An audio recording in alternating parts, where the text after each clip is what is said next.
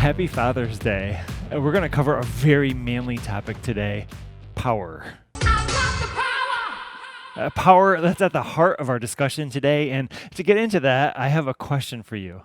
And on the surface, well, this may be a question that maybe you think historians or academics would ask, but I hope that by the end of our time together today, you see how important this question is for all of us. It's a power question. It's an important question. It's how do we explain the rise and fall of empires?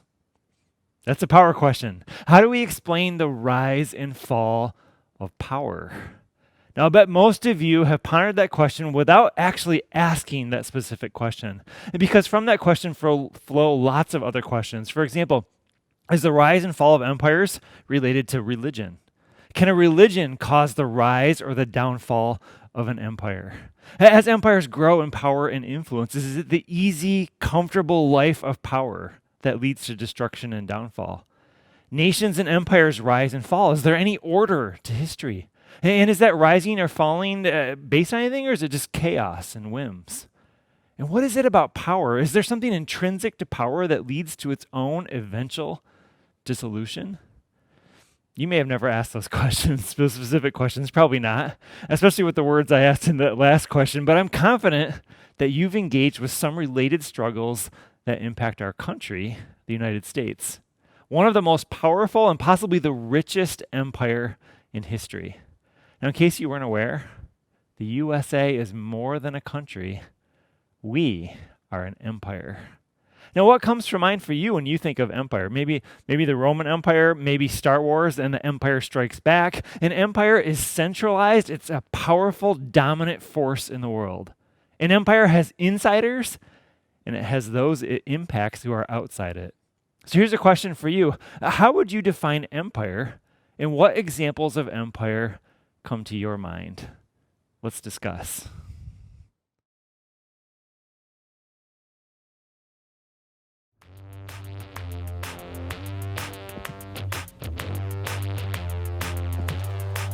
Today, as citizens of an empire, we wrestle ourselves with the rise and fall of empires when we address complicated issues like immigration.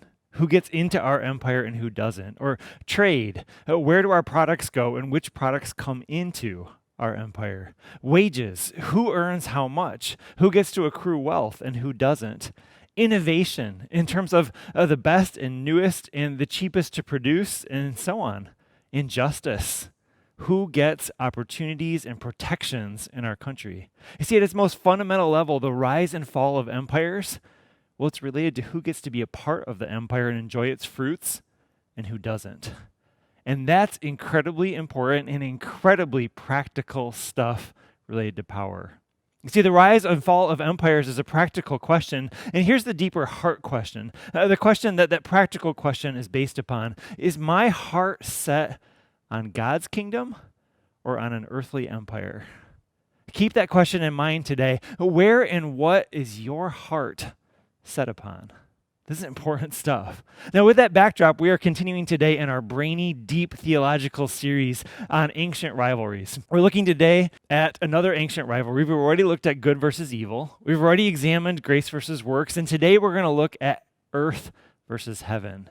Now, today we're looking at earth versus heaven, and we're doing this again through the lens of St. Augustine's debates with his ancient rivals. So, for good versus evil, it was Augustine versus the Manichaeans. Last week, for grace versus works, it was Augustine versus the Pelagians. This week, it's Augustine versus the pagans.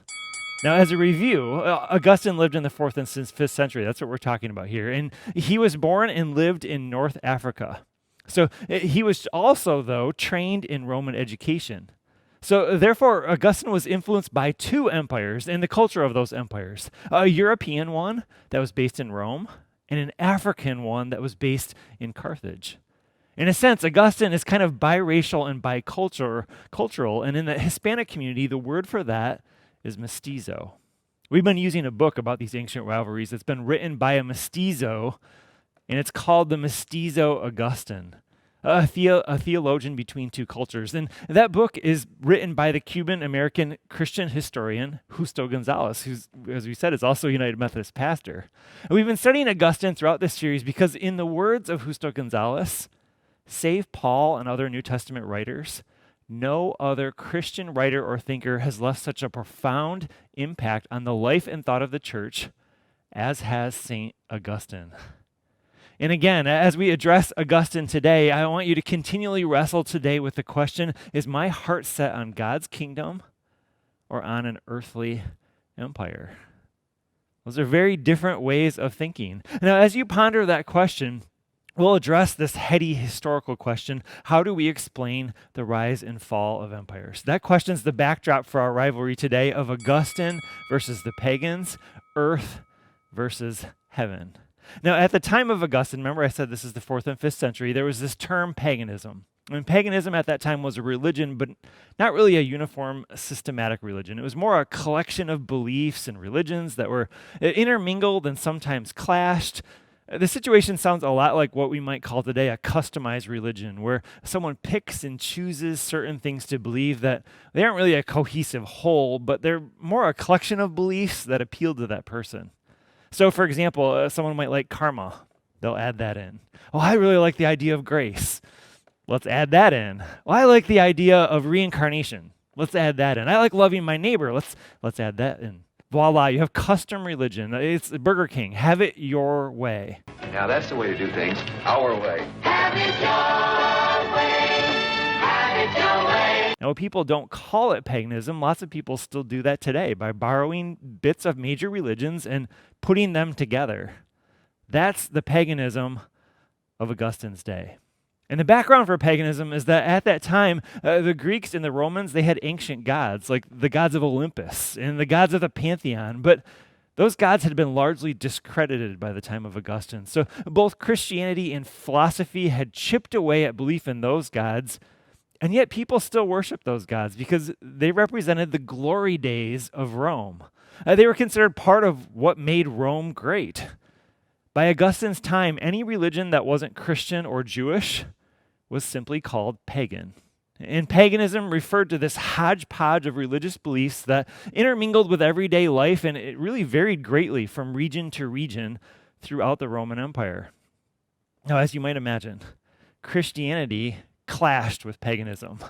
So there's this ancient rivalry of Christianity versus paganism, and this clashing began and it persisted as soon as Christianity burst onto the scene. And the main criticism and accusation against Christianity that Augustine dealt with was the claim that the great disasters of the time were due to the abandonment of the gods that made Rome great. So here's the idea from the pagans. The idea from the pagans is that every disaster was due to the abandonment of the gods, and that Christians are at fault for us abandoning our gods. In other words, blame the Christians for everything that's going wrong. You see, people at the time of Augustine, they had this perception that things were getting worse. Maybe that sounds familiar today. And they were looking for someone or for something to blame for it. And the easy target for blame at that time was Christianity, which was still considered to be the new religion in town. And this is fascinating, I think, right? Because today, the temptation is for Christians to do this with other religions. And that's why learning this history is so incredibly important. And here's a question for us to discuss. Where do you see people today lay blame for the problems in our society? Let's discuss that.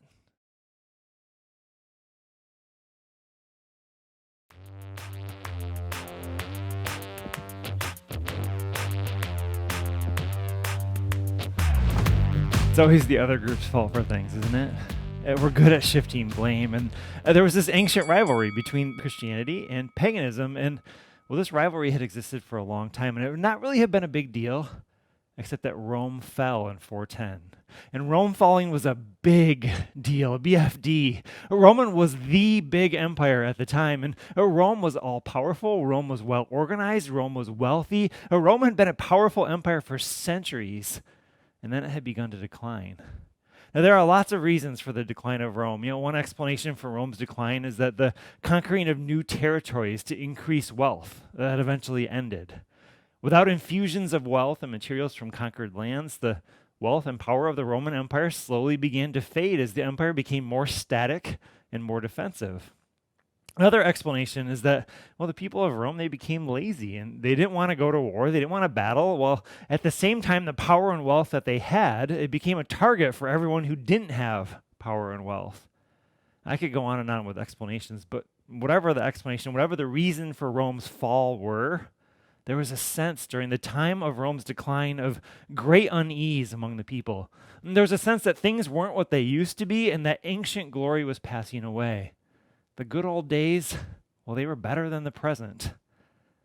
This may sound familiar today because I think there are people today who historically have had positions of power in the United States, and they can relate to this sense of unease.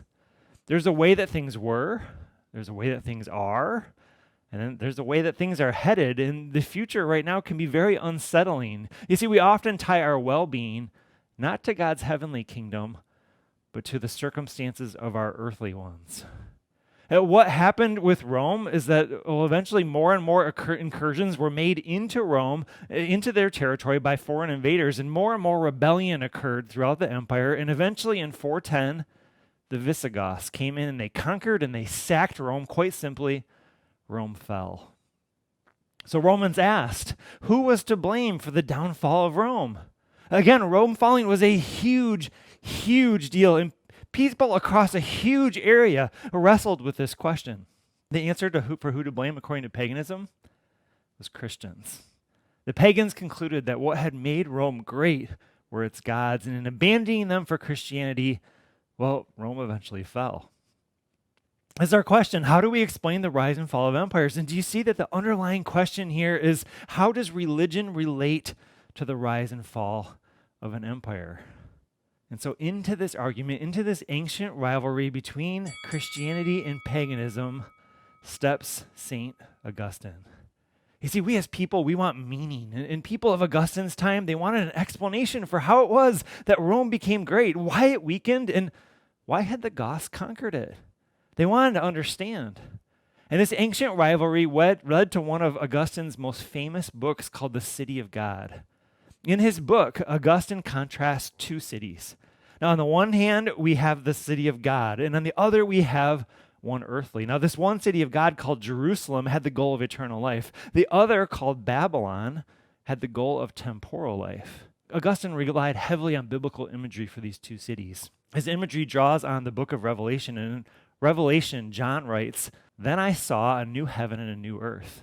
For the first heaven and the first earth had passed away, and there was no longer any sea. I saw the holy city, the new Jerusalem, coming down of heaven from God, prepared as a bride beautifully dressed for her husband. And then I heard a loud voice from the throne saying, 'Look, God's dwelling place is now among the people, and he will dwell with them. They will be his people, and God himself will be with them and will be their God. He will wipe every tear from their eyes. There will be no more death, no more mourning, no more crying, no more pain, for the old order of things has passed away.'" So we have Jerusalem, the eternal, the heavenly city, and it's a city of God where God's dwelling place is with God's people. The old order of things, the earthly kingdom, has passed away. This heavenly city has a new order of things. So when Augustine references a city, well, even when a city is referenced in Revelation, it can get confusing, right? Because of the way that we use city today. I've now used empire, society, and now we have another term, city. So here's a question for you. When you hear the word city, what comes to your mind? That's going to be important. Let's discuss that.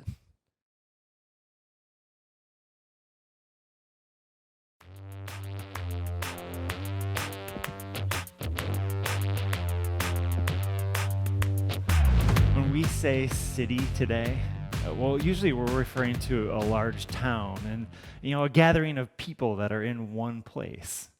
But when Augustine references city, well, he's talking about an entire social, economic, and political order. It's not just an urban or metropolitan center that Augustine is talking about. When Augustine uses the term city, he's referring to what we might call a nation state or a system of government. It's much bigger than that, and it helps to think a little bit about how we use this term citizen, which literally means a member of a city. But we use it today for people who are part of a country or a system of government like France or Belize or Nigeria or the United States. With this language about cities, Augustine summarizes all of human history, going all the way back to creation by God in terms of these two cities, an earthly city and a heavenly city. And there have been numerous earthly cities throughout history, according to Augustine. And these cities will continue. In the city of God, Augustine argued that really all great civilizations are expressions of a single earthly city, a single way of ordering life and social relations. And the inevitable failure of every empire, every city, is due to the fact that it's a manifestation of the earthly city. So here's his argument. Two loves founded two cities. The love of self to the point of neglecting God founded the earthly city, and the love of God to the point of neglecting self founded the heavenly one. Two cities, two loves. Augustine continues. The first glorifies itself, and the second glorifies God above everything else. The first boasts of its own glory, and the second says to God, "You are my glory, and it is you who allow me to hold my head high." See, the first rules over the prince and the nations that is subjected under the impulse of concupiscence for power. And the second, all serve one another in mutual love, the rulers advising and the subjects obeying. Now, concupiscence, we heard that word last week, and I got to be honest, I'm going to struggle to say it every time I say it, concupiscence. And what it is it's a longing or a desire or a lust. That's why we sometimes talk about it around sex. And the earthly city is characterized by a love or a clinging to power. So these two cities, according to Augustine, founded on two loves, and from there, Augustine builds an entire narrative of human history where the two cities, the earthly one and the heavenly one, the one built on love and the one built on love of self and love of God, they're intertwined and they exist in parallel and they're intermingled and they're also in conflict. According to Augustine, they will remain in conflict until the earthly city falls away, and the heavenly one prevails.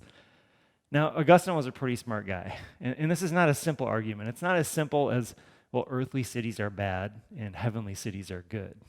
You see, within earthly cities, says Augustine, there's good. Thus, Augustine claims that there are at least two things that these cities, the earthly city and the heavenly city, that they share in common. First, earthly and heavenly cities, well, they're based on love. Now, they're different loves. They're love of self and their love of God. But Augustine found that love is the foundation of all human life and flourishing. Augustine wrote a lot about love, and the love of God was a huge emphasis for him. That makes sense given what the Apostle John wrote about love. He wrote, "Dear friends, let us love one another, for love comes from God. Everyone who loves has been born of God and knows God. Whoever does not love does not know God, because God is love." This is how God showed his love among us. He sent his one and only Son into the world that we might live through him. God is love. And Augustine asserted that at the core of God was love. It's God's love that Augustine wrote about in his famous quote we talked about earlier this series in the first message, where Augustine says, "You have made us for you, and our heart will be restless until it rests in you." Love is the foundation for all human life and flourishing. The earthly city, according to Augustine, does not make an error by loving. The earthly city makes an error by loving creatures over the Creator. That's concupiscence. It's disordered love. A properly ordered love always puts God first. And Augustine found that this was a way of living out the order of the heavenly city here on earth. Love of God, most fully revealed in Christianity, is the true source of human flourishing, even of the earthly city. So the first thing about both these cities is that love is the foundation for the cities. Now, a second area of commonality that brings these two cities together is that both earthly and heavenly cities, well, they're cities, they're social orders. Augustine emphasized that the Christian life in this world and in the next is not a solitary life, it's a communal one. It's one of the terms the followers of Christ use for this community it's fellowship. And that word fellowship, it's one used by John in his letter. He says, "But if we walk in the light as he is in the light, we have fellowship with one another." You see, citizens of the heavenly city walk in the light and they participate with community now, here in this life, as part of the earthly city, because it's how we were meant to live. We were meant to live communally. And Augustine asserted that we are made to be social beings. We're made to live eternally in community. Now, as we talked about throughout this series, Augustine was a follower of Jesus, torn between the Roman and the African cultures. And sometimes he leans on his African foot, and other times he leans on his Roman foot. And There was a tension there. Just like there is a tension between the earthly and the heavenly city. And we still live today in this tension. And in this tension, Augustine concludes that the downfall of a city, the downfall of an empire, is both due to internal problems and due to external invaders. The fall of Romans, well, it's the Romans themselves who are to blame, along with the Gothic invaders. So how do we explain the rise and fall of empires? Well, the fall of any empire, according to Augustine, is due to the impermanence of the earthly city. You see, love of self eventually collapses empires. You see, we're the problem. It's me, it's you, it's disordered love, and we will never, through our own efforts, build a truly lasting city, according to Augustine. Earthly cities aren't built to last. They fall and they rise away, they fall and they rise away, and the heavenly city remains. So that's Augustine's theory on two cities and the rise and fall of empires. But let's take that and let's get practical for today. You see, Augustine valued cities and communities in which they're founded. Therefore, there's some conclusions that we can draw today about earthly cities. The first is that Christians are citizens of the heavenly city, and we join with God in bringing heaven here to earth. We need the corrective of the heavenly city to prevent us from overloving the impermanent earthly city. Our hope doesn't come from the earthly city. It doesn't come from a government. It doesn't come from a program, a culture, an empire that's of this world. Now, the fall of Rome, it was a big deal, but Augustine argued that life goes on for followers of Christ, and he's right. As Paul wrote in his letter to the church at Philippi, "For as I have often told you before, and now tell you again, even with tears, many live as enemies of the cross of Christ. Their destiny is destruction, their God is their stomach, and their glory is in their shame. Their mind is set on earthly things." Augustine agreed with Paul. We don't set our mind on earthly things. We set our mind on the heavenly city. Paul continued, "But our citizenship is in heaven, and we eagerly await a Savior from there, the Lord Jesus Christ, who by the power that enables him to bring everything under his control will transform our lowly bodies so that they will be like his glorious body." Our citizenship as followers of Christ, it's in heaven.